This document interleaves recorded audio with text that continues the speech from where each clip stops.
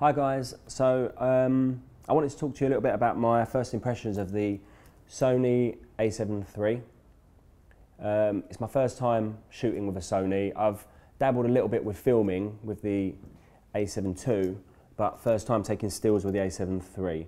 I've got a few mixed reviews. I don't love it just yet, but I do like it. There's things I really like about it, and there's things that I don't like at all, really. There is potential, I think, to fall in love with the camera because there's some excellent features on it. The tracking capabilities is probably, that alone makes it a pretty exceptional camera to use. But I'm not quite sure I love it just yet. I do want to stress that this is a hands-on first impression, so there could potentially be things that I am doing wrong with the camera, settings that I have not quite tweaked correctly. But if you've used this camera, you know that the menu system is incredibly complicated for somebody like myself that doesn't really have much capacity for complicated features on a camera. I'll tell you what I'm currently shooting with. It's the Fuji XT2. I love this camera. I love this camera a lot. Before I move on to talk about the Sony A7iii, I just wanted to tell you how I got my hands on one of these to start with. I used to shoot with a Canon 6D. I photographed with Canons ever since I picked up a camera in 2001, I think it was. I shot quite successfully with a Canon 6D, but I wanted to shoot more street photography. So in 2016, I decided to treat myself to an XT2. My first lens I bought was the 23mm f2, which makes this quite a small camera to carry around on the street. This is the 1.4 version, so it's a little bit bigger, but not a lot. I fell in love with this camera from the moment it arrived through the post. Unboxing it was great. Getting it out of the box was great. Putting it together, setting it up was so easy. The menu system just pretty much set itself up. Taking pictures with it was exceptional. Using the EVF was brilliant. I actually had an Olympus EM10 prior to this camera, so I did have some experience with an EVF, and I did get used to shooting with an EVF, and I knew the benefits of having one. So spending 2 months shooting with one of these, I fell in love with it pretty quickly, and picking up my Canon 6D after that was a bit of a chore, actually. I felt slower, I felt weirdly less creative, and I was less excited about taking pictures. So I very quickly decided that I wanted to shoot with a Fuji XT2 for my professional work too. I had to speak to a few other professional XT2 shooters just to I scoped out their work really, just to see the quality that they were shooting, and just to kind of shake off the worry of shooting with an APS-C sensor. And it does make great pictures. There are some things about its low light capabilities that I do find a bit troubling. I find it rendering noise at about 800 to 1000 ISO unnecessarily, really, in some cases, where it should probably be a cleaner image. But you know, that's only if you're pixel peeping, and a little bit of noise reduction in post-production can clear it up. So I just want to tell you a little bit about my setup with the Fuji XT2, just so then I can give you an idea of what I'm expecting from the Sony and how it compares. So I set my camera up with pretty much a full auto setup. My shutter speed is bracketed to 1/200, and my ISO, I actually let it go up to 12,800 if it needs to. And all I do is I just mess with the aperture ring, which is really super accessible on these cameras where they put it on the lens. The reason I set it up like that is because I used to shoot aperture priority on my Canons. I shot manual for a while, but shooting weddings, I decided that I just wanted to take the thinking out of it as much as possible, really.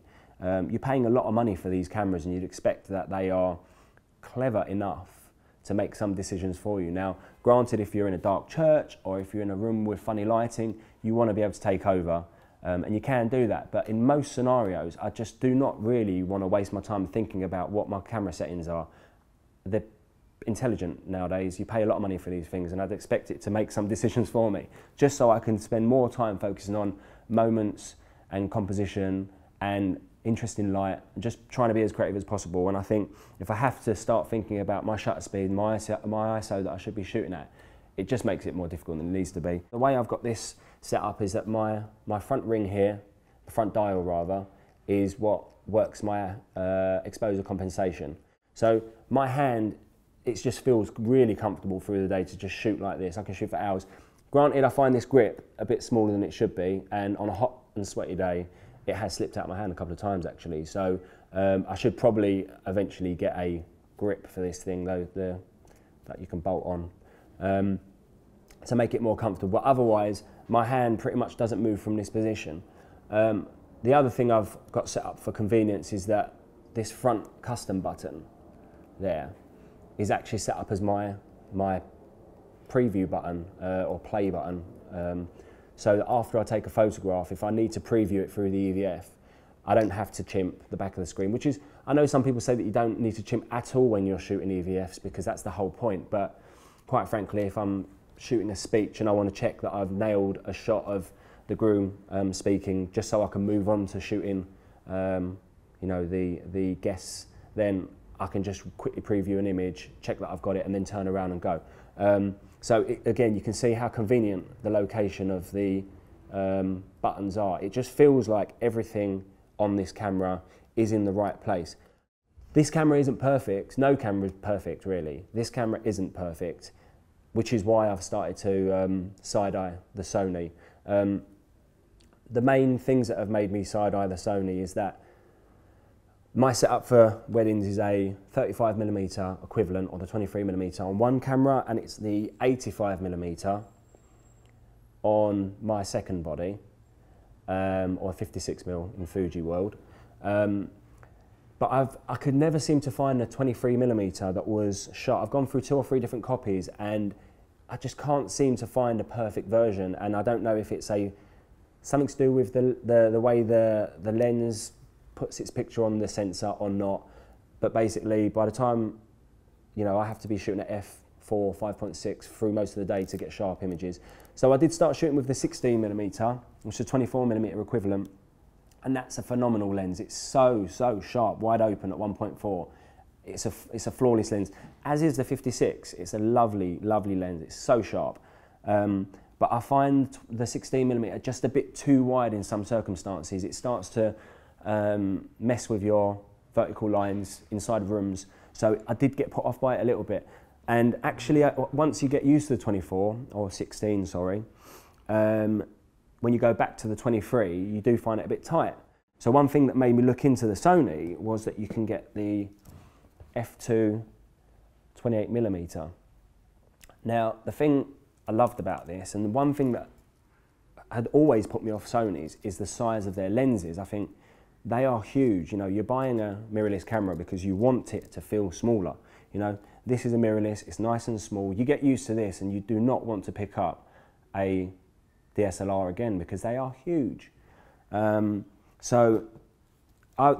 lens and this setup really interested me. If you see it side by side, it's not far off really. Size-wise, it's, you know, it's pretty close.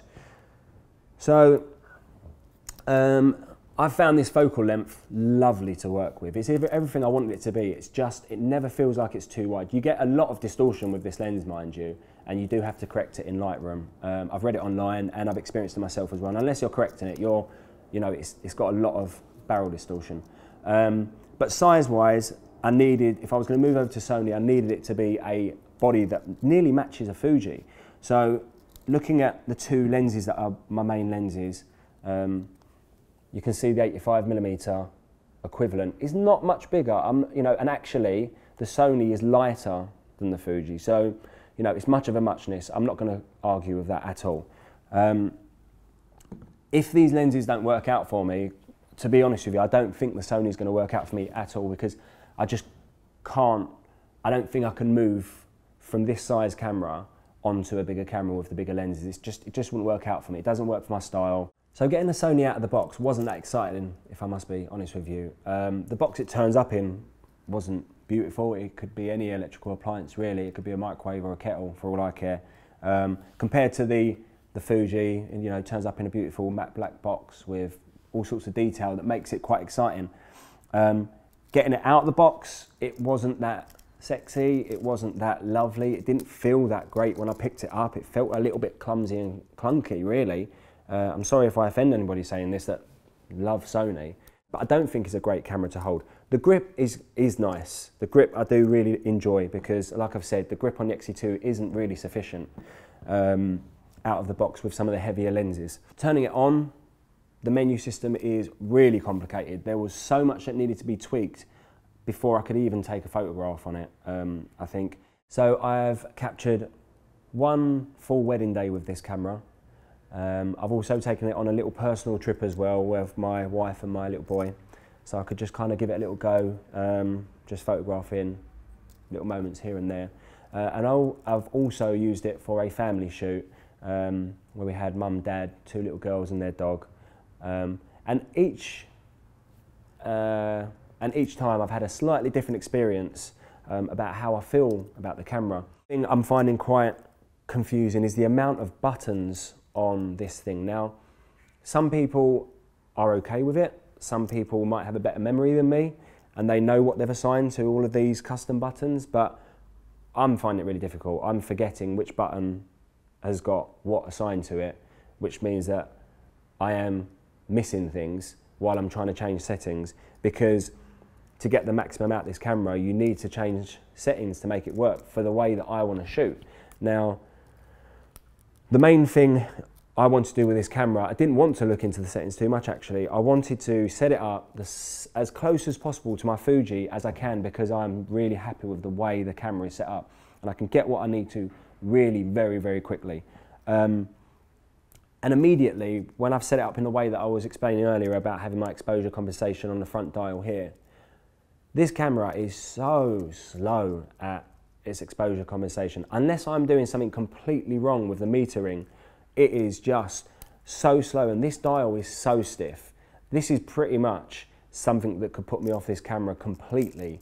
For some reason, I turn it and there seems to be some kind of delay going on in the EVF, which isn't reflecting the actual exposure. Now, I know that there is so much dynamic range in this thing that if I want to work on it in post, I can. You can recover the highlights, you can recover the shadows if you want to. So you can do that, but I just find that having the EVF doing the work for me with the Fuji helps me creatively to get what I want to get. And it makes me excited as well, because when I know that I've nailed a shot in camera, I'm already excited about what I'm shooting, whereas with the Sony, I don't seem to, I'm having to use my imagination a lot more, which kind of takes you back to what it was like shooting with the Canon, where you look at the back of the screen going, yeah, I know that I've underexposed that, but once I process it, and I know that, but once I process it. But seeing some of what you're actually intending on capturing in the camera, I think is quite rewarding, and you need those rewards when you're working really difficult on a wedding day and you just need to see that your hard work is actually pulling out some great shots. What I've done with this camera is I've actually set the exposure compensation to the back of the rear dial too. That was a setup that I had with my Canon 6D.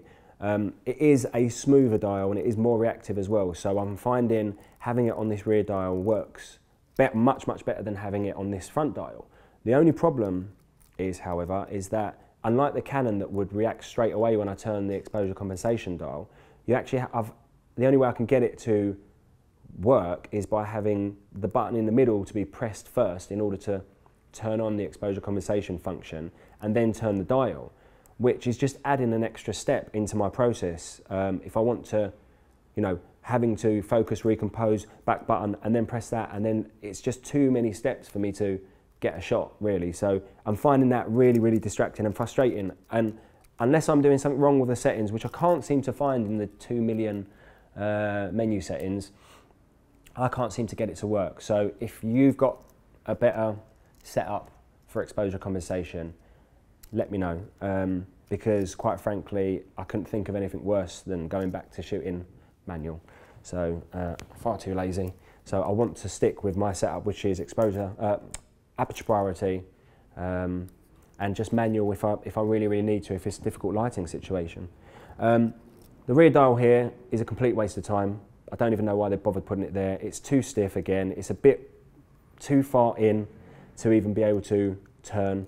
They're missing a trick by not making these buttons too. I love that on the XT2, not only are they dials, they're also buttons, so you can assign other functions to them. The fact that you can't press these in, I know there's enough buttons, but I don't want to move my finger from there to there for two different functions. If I could have this as a dial that I can also press in to change to another function, means that it just makes it less complicated to use as far as I'm concerned. One thing I have had to do with this camera, which is a change from the XT2, is I am now shooting back button focus, which I haven't done since my Canon. I decided to not shoot back button focus with the Fuji simply because these buttons on the back are ridiculous. They're too small, they're too flat, they're too fiddly. I know there's a few guys out there that use Sugru to make the buttons protrude a bit more, but once I got used to not shooting back button focus again, I didn't bother going down that road. So I like the action on this button, and that's the reason why I was able to start shooting with just the shutter button for focus and to take a picture. It's got a half click and it's quite prominent, which means that when you do focus, you can really feel that click there. The Sony, on the other hand, this button is horrible. It's horrible and it's spongy. It doesn't react, it's quite sticky. So halfway through the day, once the going got quick, I had to very quickly find in the menu setup how to change it to back button focus and how to turn this off of focus so that I could shoot quicker. The button is just weird and I didn't like it at all, really, to be totally honest with you. So I have gone back to back button focus. Muscle memory is kicking in pretty quickly, luckily enough. But in saying that, I found the back button focus, the focus on button, in a pretty weird position. It's pretty close to this video record button. So a couple of times I found myself floating around, and I know it's muscle memory and I know that I need to use the camera for a little while to get used to where the button positions are, but immediately I found my thumb too close to my cheek and I found myself toggling between these two buttons. So what I did do instead is I assigned the outer button to back button focus, which works out way more comfortable, and actually I'm quite happy with the position there. It's right where my thumb is sitting anyway, so I can just get to that pretty quickly. And what I've done is I've then moved the eye tracking to this button, because I'm using that a lot less at the moment anyway. I'm using that a lot less to this button here. So I want to tell you about the things I love about the A7iii so far. For people that are photographing with DSLRs at the moment, they're going to probably find it easier to start photographing with this camera. I think moving from the XT2, I'm finding things that are a little bit uncomfortable, but actually once muscle memory kicks in, it'll probably be less of a worry, and I'll probably start to enjoy it. Having so many buttons, yes, it's a problem to me at the moment because I'm finding it quite complicated and I've got quite a bad memory, so I'm forgetting where the buttons are, but actually having all of these buttons is a positive thing. Having things on the outside of the camera rather going into deep menus is a positive thing, so I shouldn't really complain about it too much. The tracking capability on this camera is insane. People go on about it online a lot and they're not lying. It is brilliant. I've been photographing for over 10 years and I've never successfully been able to use a tracking function on any camera. I hate it on this. I don't even think it really works. I don't understand how people say that they use their tracking on the XT2.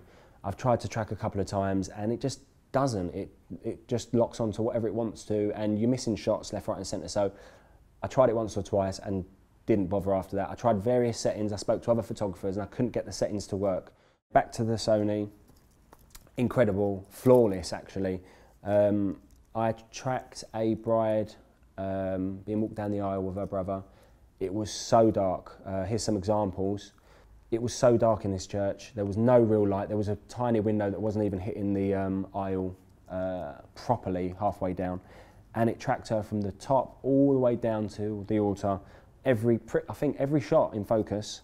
And that was my first time I'd ever tried the track. and it was great. I loved it.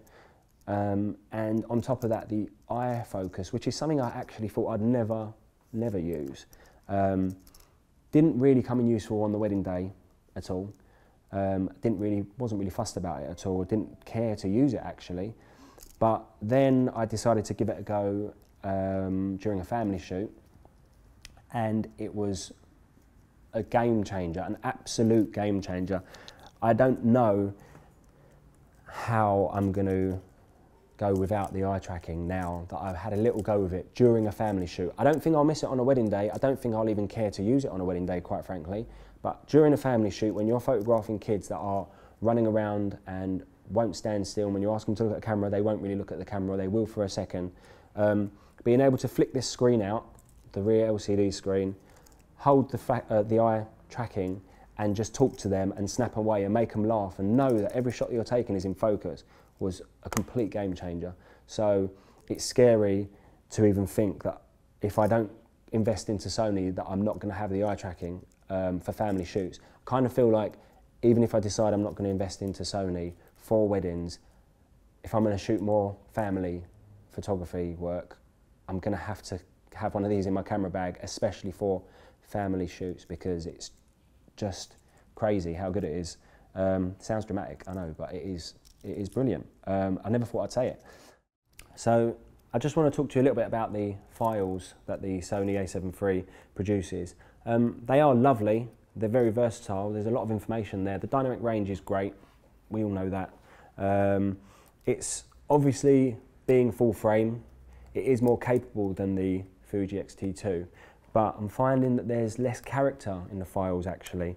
I'm having to do a lot more work to bring them closer to the Fuji XT2 files to run in line with my work and the way that I like to capture photos.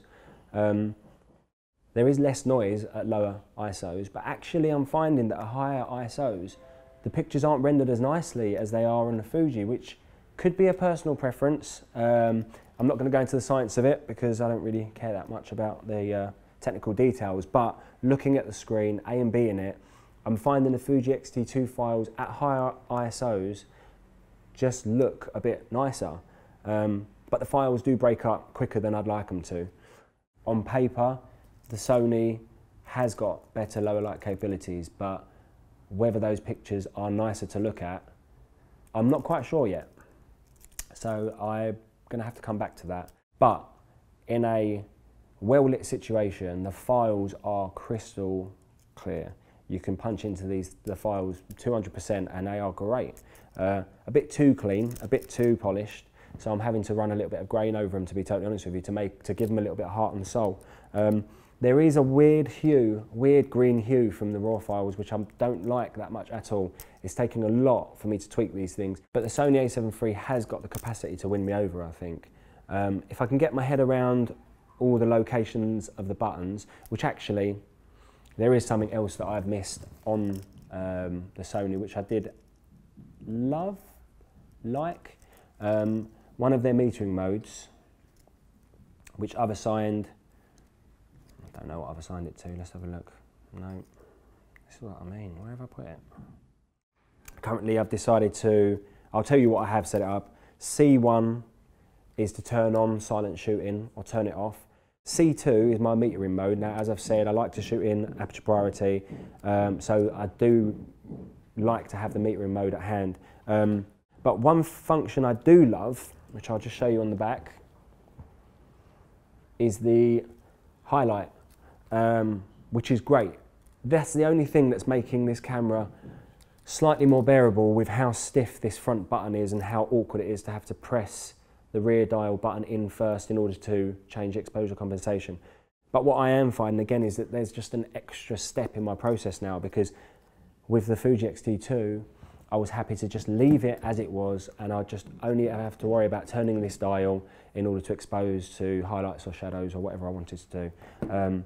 With the Sony, I'm now having to press the C2 button, change the metering mode, because in some scenarios you don't want to photograph to the highlights if it's backlight and situations like that. So it's just an extra step. It's a good thing, but I just don't like the fact that I'm having to change a metering mode halfway through a setup. My C3 is currently set up to changing my focusing mode, so I'm on medium center.